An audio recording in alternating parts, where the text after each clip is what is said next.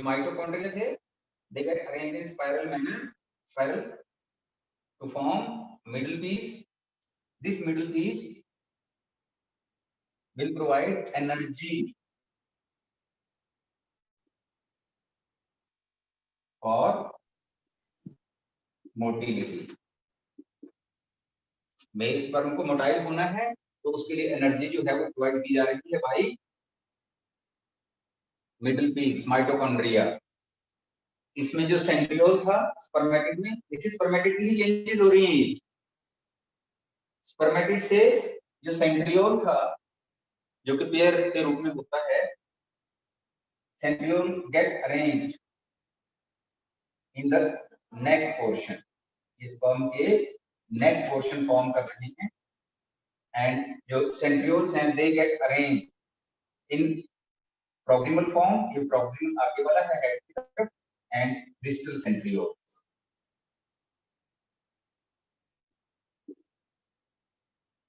And one is proximal.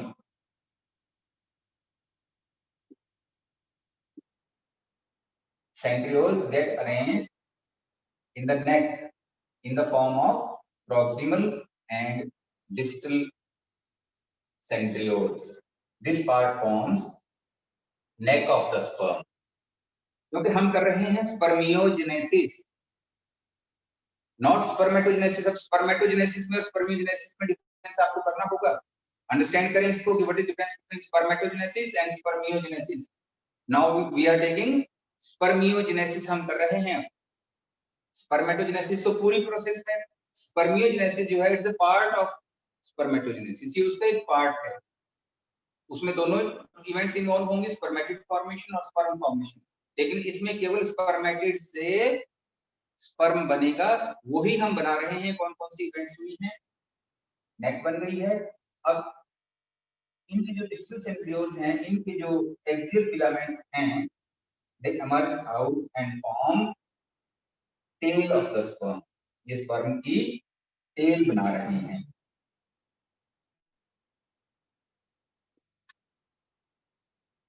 देखिए events कैसे हुई हैं, मैं फिर रिपीट कर रहा हूं। पहले स्पर्मेटिड बना है, स्पर्मेटिड किससे बना है और स्पर्मेटिड की बनने को कहा है स्पर्मेटिड फॉर्मेशन। उसमें जो जर्मिनल एपिथेलियल सेल्स थी जिनको स्पर्मेटोगोनिया कहा गया था, नेम दिया गया था। Spermatogonia divide by mitosis, increase their number. इस फेज को हमने नेम दिया था मल्टीप्लिकेटिव फेज। नंबर इंक्रीज होने पर most of the cells they accumulate cytoplasm, increase in size, accumulate some nutrients and become slightly enlarged in size। उनको कहा था प्राइमरी स्पर्मेटोसाइट्स। प्राइमरी स्पर्मेटोसाइट में और स्पर्मेटोगोनिया में नंबर ऑफ क्रोमोसोम्स सेम। उसके बाद मैच्योरेशन फेज स्टार्ट होता है, एंड इन मैच्योरेशन फेज जो प्राइमरी स्पर्मेटोसाइट है which is a diploid cell having 46 chromosomes in case of women, ये मायोसिस 1 से डिवाइड करेगी और बनाएगी 2 डॉटर सेल्स। ये दोनों daughter cells they undergo meiosis 2, each having forming 4 total cells, each having half the number of chromosomes than the primary spermatocyte। तो इनको कहा है स्पर्मेटिड्स। स्पर्मेटिड्स क्योंकि नॉन मोटाइल हैं तो ये फर्टिलाइजेशन में रोल प्ले नहीं कर पाएंगे, तो they have to undergo certain changes. इनको चेंजेस अपने अंदर लानी होंगी। उन चेंजेस को हमने कहा है spermiogenesis, formation of sperm from spermatid. इसके लिए मैंने फिर रिपीट कर रहा हूं आपको ताकि क्लियर हो जाए। जो सेल थी उसने साइटोप्लाज्म को लूज किया, न्यूट्रिएंट्स को कुछ लूज किया। नंबर 2, न्यूक्लियस बिकम्स इलोंगेटेड, थोड़ा लंबा हो गया, ओवल इन शेप, ओवल बन गया। न्यूक्लियस इसमें है ही, हैप्लॉइड न्यूक्लियस, और कुछ मेम्ब्रेन इसमें हैं। जो सेल में गोल्जी बॉडी थी, Golgi body takes over its position on the top of the head of the sperm. इसने बना दिया एक्रोसोम ऑफ द स्पर्म। जो सेंट्रियोल्स थे they get arranged in the form of proximal and distal centrioles. In events को नंबरवार लिखिए, आप क्रम से लिखिए. Centrioles get arranged in the form of proximal and distal centrioles to form neck of the sperm. इन्होंने sperm की neck बना दी. Mitochondria get arranged in spiral manner. Spiral manner में अरेंज हो गए और इन्होंने क्या बना दिया, middle piece of the sperm. अब मिडिल पीस में माइटोकॉन्ड्रिया है and mitochondria you know they provide energy. तो मिडिल पीस जो है वो एनर्जी प्रोवाइड करेगा स्पर्म के लिए. जो एक्सिट फिलामेंट्स हैं सेंट्रियोल्स में से आने वाले, they form tail of the sperm. और अब ये जो स्ट्रक्चर बना है after modification of the spermatid, spermatid की मॉडिफिकेशन के बाद जो स्ट्रक्चर बना है, दिस इज स्पर्म. इसको क्या कहा है, स्पर्म. अब इसमें कौन कौन से पार्ट्स हैं, तो आपके पास अगेन क्वेश्चन होगा, draw a diagram of sperm and explain its various parts. कैसे बना है वो मैंने बता दिया, अलॉन्ग विद मैंने डायग्राम ड्रॉ कर दिया ताकि आपको पता लग जाए कि ये कौन कौन से पार्ट्स हैं. द फर्स्ट पार्ट और इम्पोर्टेंट पार्ट इज हेड. पहले हेड. हेड क्या है, basically it is nucleus of the spermatid. तो इसके पास, हेड के पास है ऑल जेनेटिक इंफॉर्मेशन. मेल की जितनी भी जेनेटिक इंफॉर्मेशन है वो हेड में स्टोर है, न्यूक्लियस ऑफ द हेड में स्टोर है. Then it contains information from the male parent, genetic information from male parent. सारी इंफॉर्मेशन हेड में आ गई है, न्यूक्लियस में आ गई है और इसने हेड बना दिया. अब इसकी जो शेप है वो थोड़ा ओवल होने का क्या है कि इससे स्ट्रीमलाइनिंग इसमें आ गई है एंड मोटिलिटी इसकी इंक्रीज हो जाएगी, मूवमेंट इंक्रीज. एक्रोसोम कौन सा पार्ट है, acrosome it is on the top of the head. इसमें नहीं है, एक्रोसोम इज एक्चुअली मॉडिफाइड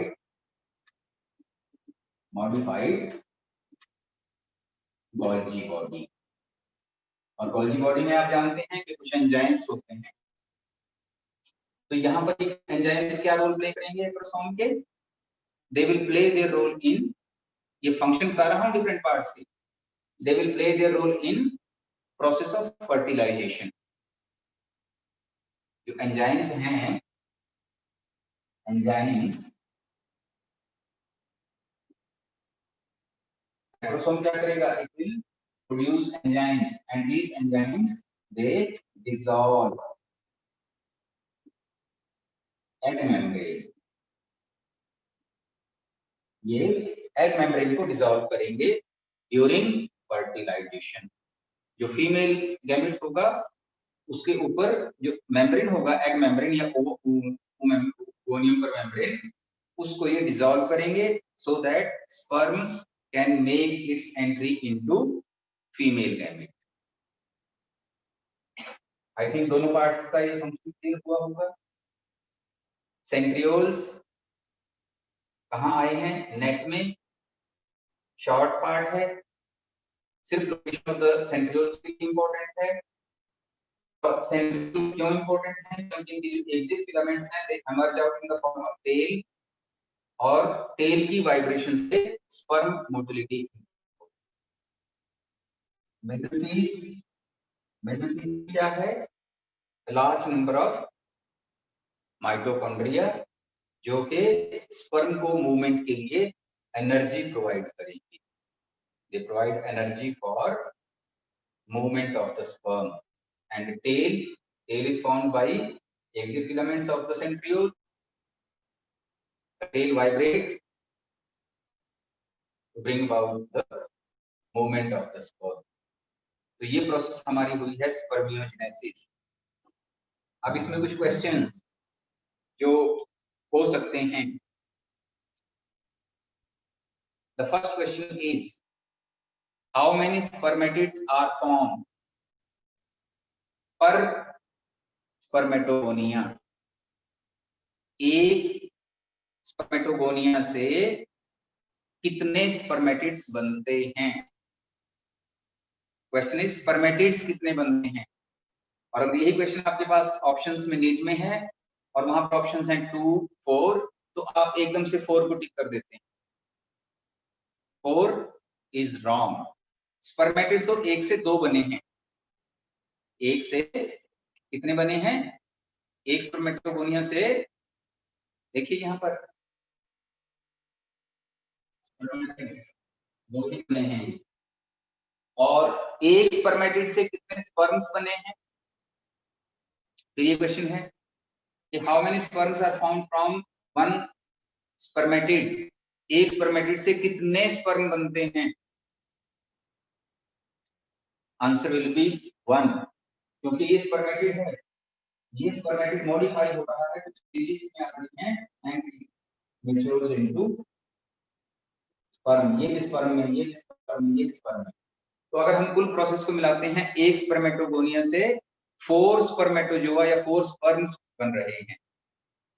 एक सेकेंडरी स्पर्मेटोसाइट से दो स्पर्मेटिड बन रहे हैं, यानी कि कुल 4 स्पर्मेटिड बन जाएंगे। और एक स्पर्मेटिड से 4 स्पर्मेटोजोआ या स्पर्म्स बन जाएंगे। तो जब मल्टीपल चॉइस क्वेश्चंस आप देख रहे हैं तो वहां थोड़ा इसको क्लियर करें। इन क्वेश्चंस को जरूर क्लियर करेंगे कि ये कैसे बन रहे हैं। आई थिंक इसके साथ स्पर्मेटोजेनेसिस आपको क्लियर हुई होगी। Now we proceed to hormonal control. ये सारा हो कैसे रहा है? हो कैसे रहा है? देखिए,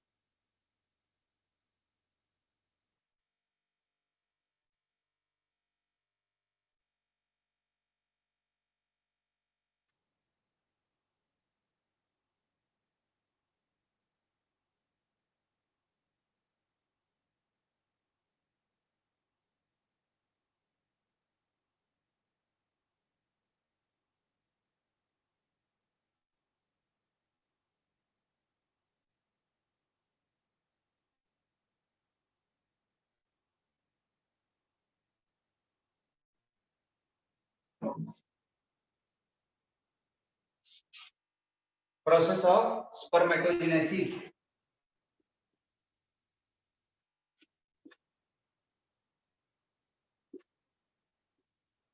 under hormonal control.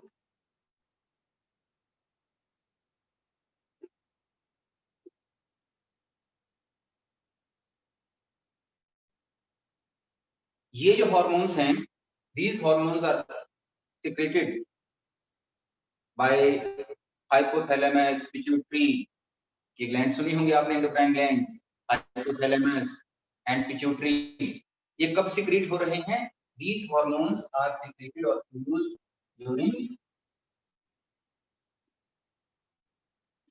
puberty age।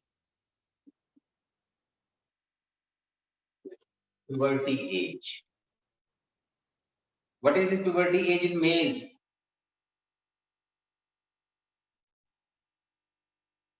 14 to 16 years इसको स्टार्ट मानते हैं। 14 to 16 years is puberty age। इसको कौन ट्रिगर कर रहा है? how puberty age is triggered by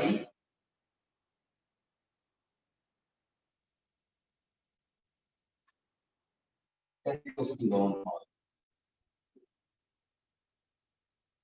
puberty is triggered by testosterone hormone. और ये टेस्टोस्टेरोन कैसे बन रहा है? How it is formed? ये भी अंडर हार्मोनल कंट्रोल ही है। देखिए, GnRH, ये एक इंपॉर्टेंट हार्मोन है, gonadotropin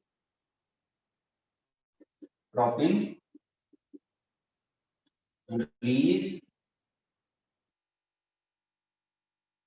hormone. gonadotropin releasing hormone GnRH. RH means release hormone, Gn means gonadotropin. Gonadotropin release hormone, it is secreted by, कौन इसको secrete कर रहा है? Hypothalamus.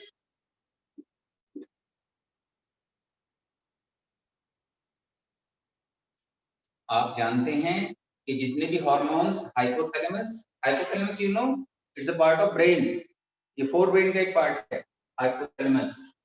ये एंडोक्राइन पार्ट भी होता है, न्यूरो हार्मोन्स सीक्रेट करता है, it is secreted by hypothalamus. और ये जो हार्मोन है GnRH, it acts on pituitary. अब ये पिट्यूटरी ग्लैंड जो कि ब्रेन में ही लोकेटेड होती है, और इन दोनों का कॉम्प्लेक्स होता है हाइपोथैलेमस कॉम्प्लेक्स ब्रेन में।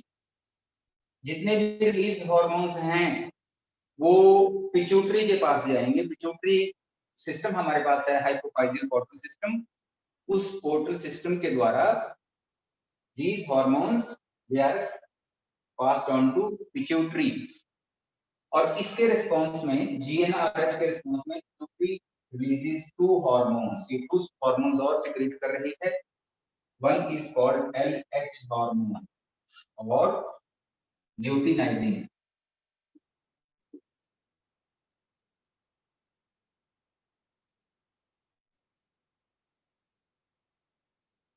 और LH, और दूसरा है FSH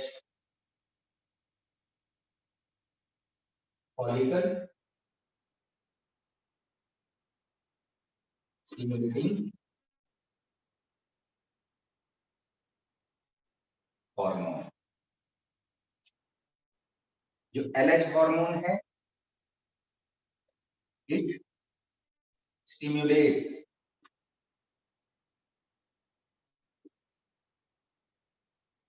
Leydig cells to secrete testosterone। क्या बना देगा? टेस्टोस्टेरोन। देखिए अंडरस्टैंड करें, इंपॉर्टेंट है ये हार्मोनल कंट्रोल। 2 और 3 मार्क्स में क्वेश्चन होता है कि what is hormonal control of the male system. तो मेल सिस्टम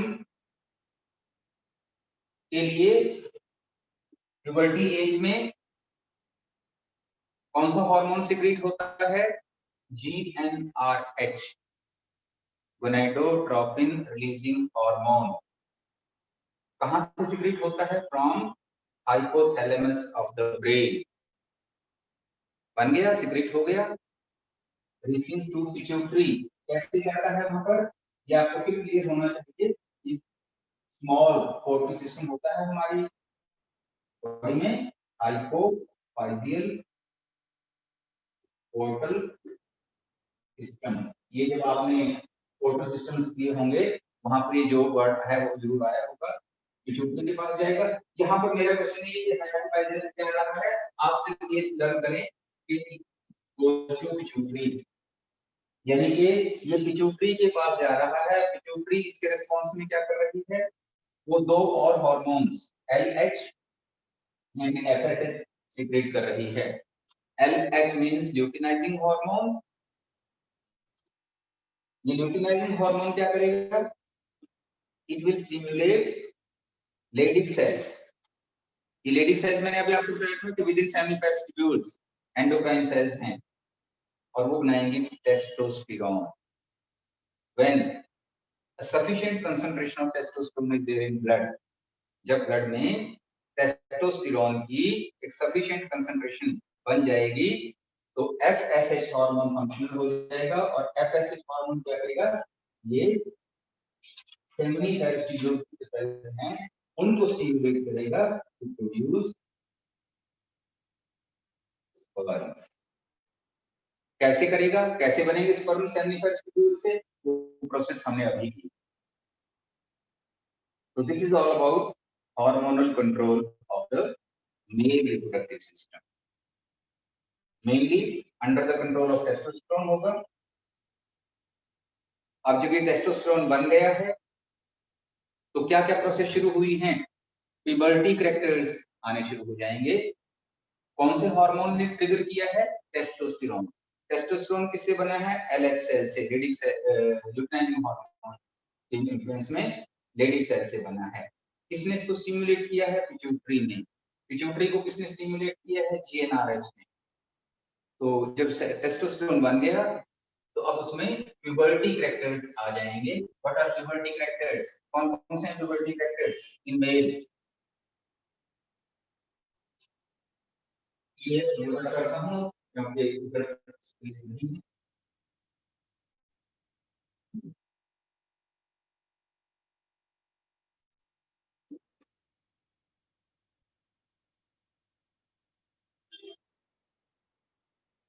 मैं इसे बोलूं कि शो करते हैं मेल।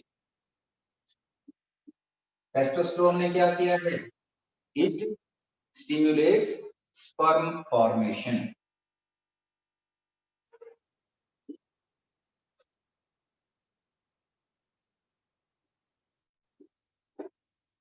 स्पर्म फॉर्मेशन इंक्रीज हो जाती है, शुरू ही हो जाती है, नॉट इंक्रीज, अभी तो शुरू हुई है।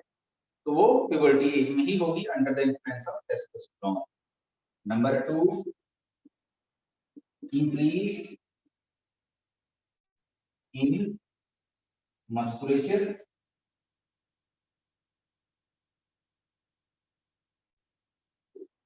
एंड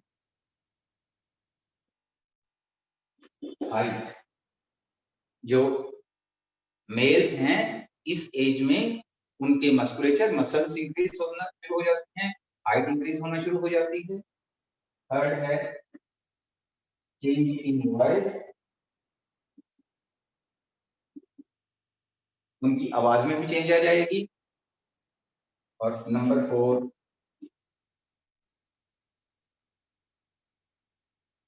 अपीयरेंस ऑफ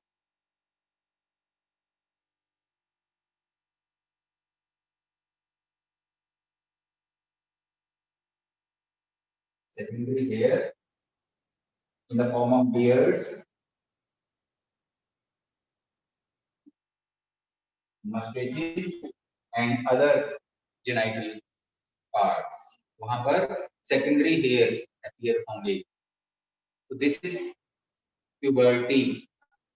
फिर आपके पास क्वेश्चन है, name the hormone, define puberty, what is puberty, क्या हुई है puberty, how do you define puberty,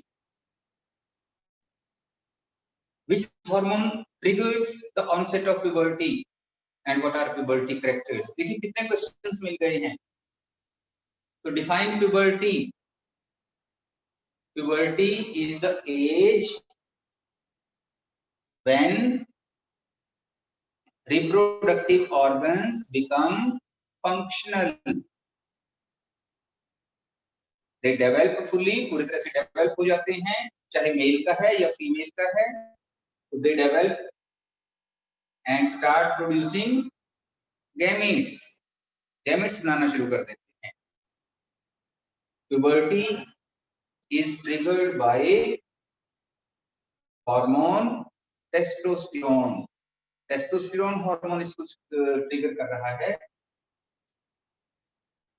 and what are puberty characters, ये मैंने आपको मेंशन किया है कि प्यूबर्टी एज में ही स्पर्म फॉर्मेशन हो जाएगी, स्टार्ट हो जाएगी। नेचर ऑफ द, अब तक तो चाइल्ड ही हम उसको कहेंगे, अब तो ये एडोलेसेंट पीरियड आ गया है, उसमें इंक्रीज होगी, नेचर इंक्रीज होगा, चेंज इन वॉइस होगा, appearance of secondary hair in the form of beards, mustaches and other hair on the genital organs, ये सब कुछ इस एज में ही आ जाएगा। तो फिर आपके पास एक क्वेश्चन आ गया है, and with this we complete male reproductive system। ये male reproductive system हमारा कंप्लीट हो गया है। इसमें आप जो प्रोसेस है उसका डायग्राम ड्रॉ करने की प्रैक्टिस करें, ये सब टेस्टिस का डायग्राम ड्रॉ करने की कोशिश करें, प्रैक्टिस करें, अगर कोशिश क्या करने की कोशिश हो चुकी। और उसके बाद स्पर्मेटोजेनेसिस को क्लियर करें, स्पर्म का डायग्राम ड्रॉ करें, तो और प्यूबर्टी कैरेक्टर्स को देखें, तो आपका टॉपिक यहाँ पर मेल रिप्रोडक्टिव सिस्टम कंप्लीट होता है and we start with female reproductive system. Female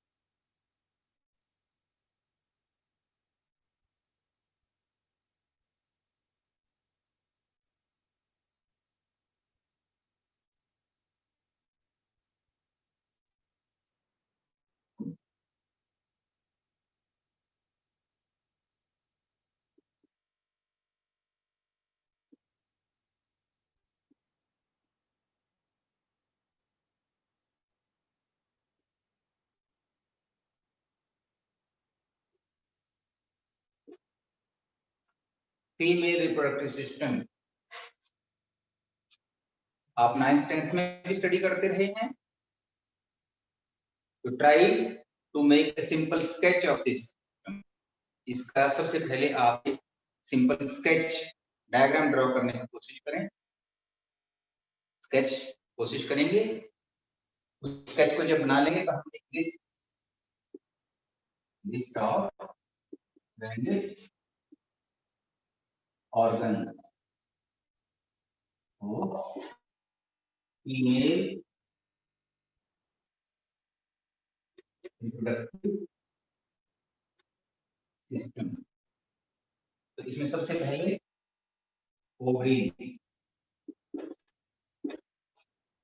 ovaries number 2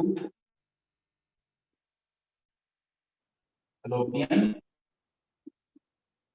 tubes और oviducts. fallopian tubes और oviducts. Number 3 uterus. And number 4 vagina. And number 5 external genitalia. External genitalia. Genitalia means genital organs external to the body. First of all, ovaries.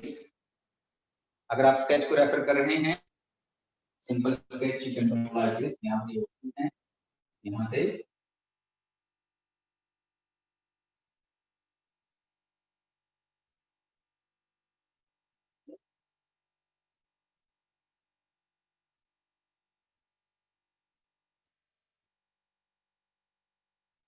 which part of uterus is vagina, external orifice and external genitalia. इसमें show नहीं है, simple diagram है. तो आपको number 1 ovaries. In contradiction to male, ये ovaries जो है they are primary organs. Primary organs of female reproductive system. ये उसके प्राइमरी ऑर्गन्स हैं. प्राइमरी मींस ये गैमेट बना रहे हैं, फीमेल गैमेट यानी कि एग और ओवम. ओवरी का फंक्शन क्या होगा? दे प्रोड्यूस एग और ovum which is female gamete and hormone. इसलिए इनको प्राइमरी ऑर्गन्स कहा है. अबाउट द लोकेशन, इनकी लोकेशन के बारे में, in contradiction to testis. Contradiction means उलट उनके जो टेस्टिस हैं वो एब्डोमिनल हैं या एक्स्ट्रा एब्डोमिनल हैं. Extra abdominal, outside the abdomen. Ovaries जो हैं they are abdominal in position. Abdominal in position. Lower abdomen में पेल्विस रीजन होता है. पेल्विस, ये जो पेल्विक गर्डल है पेल्विक गर्डल एक पेल्विक बॉल बना रही है यहाँ पर, और उस बॉल में many female organs are located. तो जो ओवरीज हैं लोअर एब्डोमेन में है, पेल्विस में है, कितने हैं? पेयर। पेयर साइज क्या है? एलमंड साइज, बादाम जितना साइज एक ओवरी का होता है। And two ovaries, left and right ovaries located in pelvis region. अब ये जो ओवरीज हैं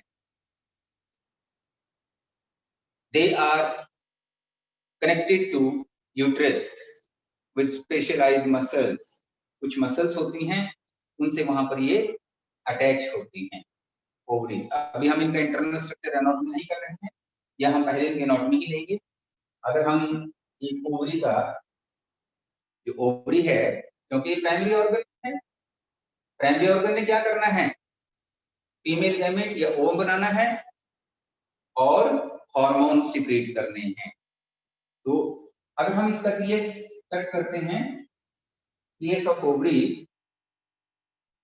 तो बाहर तो पेरिटोनियल लेयर्स होंगी, पेरिटोनियल लेयर्स, उनके अंदर एक जर्मिनल एक्टीनियल लेयर होगी, जैसे सेमी में थी। फिर कॉर्टेक्स होगा बाहर की तरफ, रोमा होगा। इस कॉर्टेक्स में आप देखेंगे अलग अलग स्टेजेस पर डेवलपमेंट के प्राइमरी ग्राफिन फॉलिकल्स होंगे, क्योंकि जो ओवरी है उसमें फीटल कंडीशन से ही development of primary Graafian follicles शुरू हो जाती है। तो when a child is delivered, female child is delivered, ovary का अगर टेस्ट किया जाए तो various stages of graphene follicles, primary Graafian follicles आपको नजर आ जाएंगे, उसमें होते हैं। मेच्योरिटी तक पहुंचते पहुंचते कुछ इसमें से मेच्योर होकर के ओवम में बना चुके होंगे, इसमें ओवम रिलीज भी कर दिया होगा। ये सभी स्टेजेस आप इसमें देख सकते हैं टीएस ऑफ ओवरी में। तो टीएस ऑफ ओवरी अगर आप एनालिटिक बुक में देखें तो refer to page number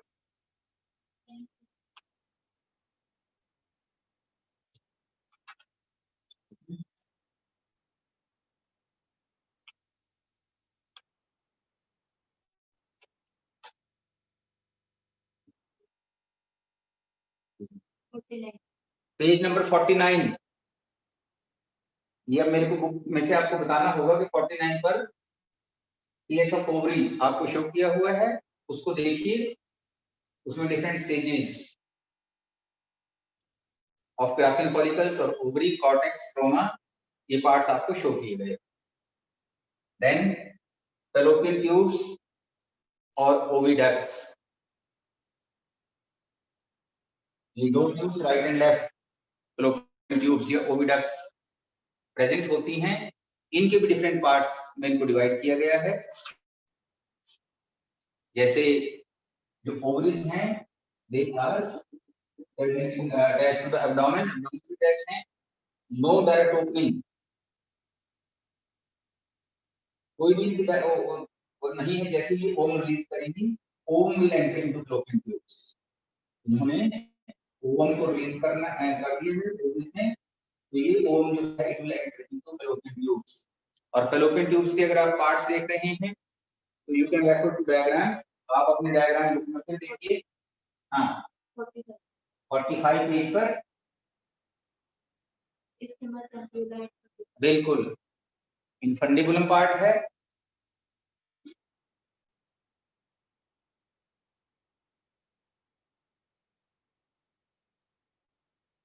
isthmus part है,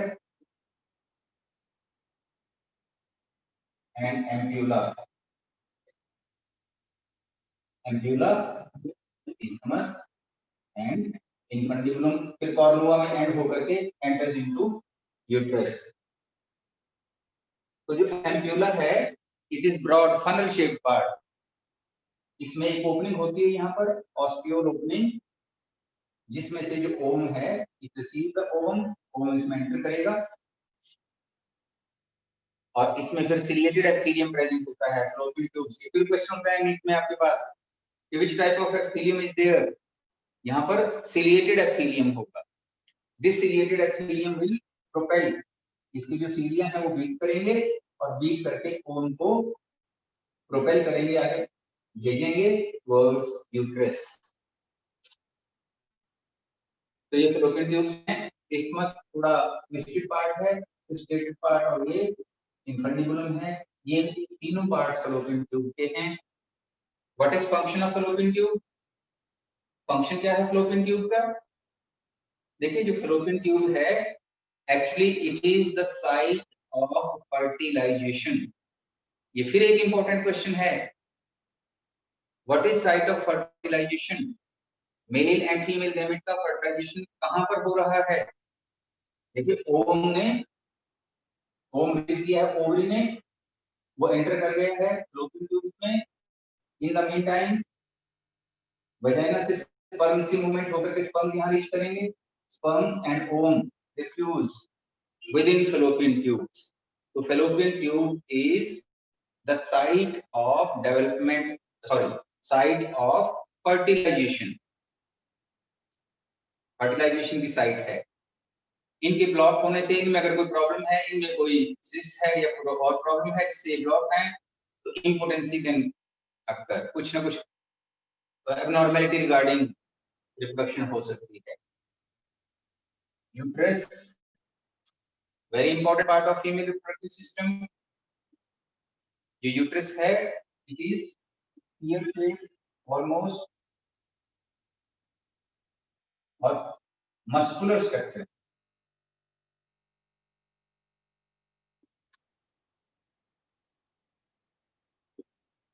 ईयर शेप मस्कुलर